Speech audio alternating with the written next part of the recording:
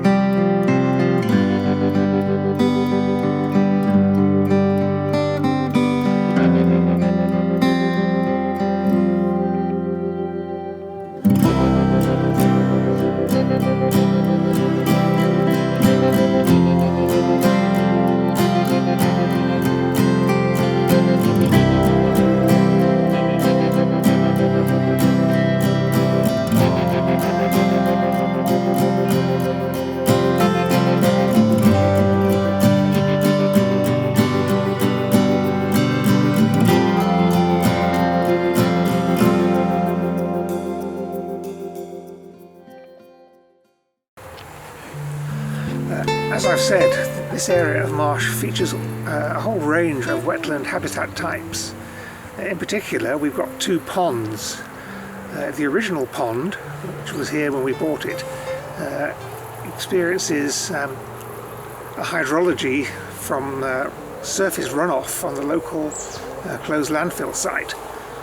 This means it has lots of nutrients in it, and this to an extent limits the kind of wildlife that we can see in it. As a result of this, nearly 3 years ago we dug the new pond, which is dug out of the valley peat nearer to the river. This is fed by groundwater, which is a very much better water quality and has a much lower nutrient content. So this features very clear water, gin clear we like to say, and has stonewurts and other wild and wonderful dragonfly population, things that like this kind of habitat. So we have the best of both worlds. We've got two kinds of ponds, a nutrient-rich one which has its features, ducks, water voles and the like, and the new pond which has the things that like the clearer water. We've always had drainage ditches which we've dammed to provide better water retention on the site in summer and open water for the things that like to live in them.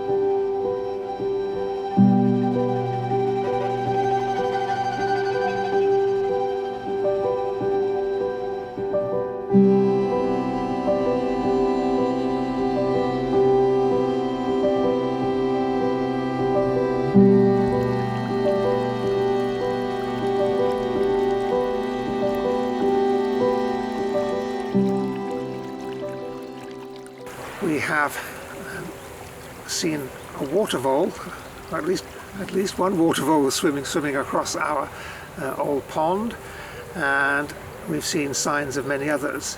We've seen the footprints of otters near the riverbank and around the ponds, though as yet nobody has actually seen the otter. We're regularly visited by deer of various kinds, and so it is actually becoming a haven for wildlife of all kinds.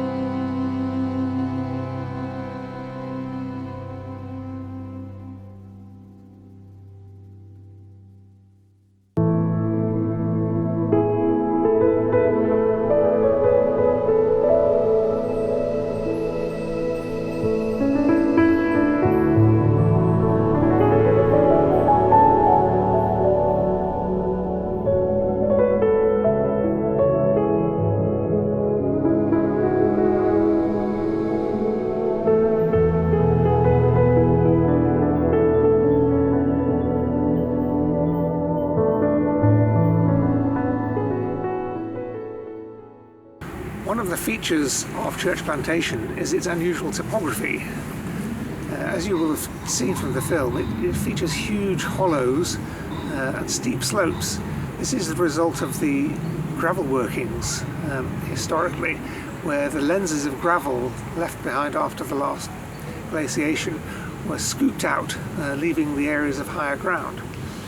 One of the results of this is we've spent a lot of time having to build steps up and down the steeper slopes.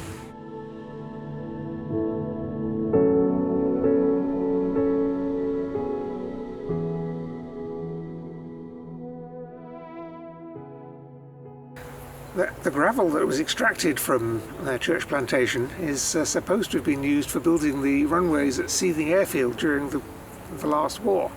And as far as we know, gravel was last extracted around about 1970.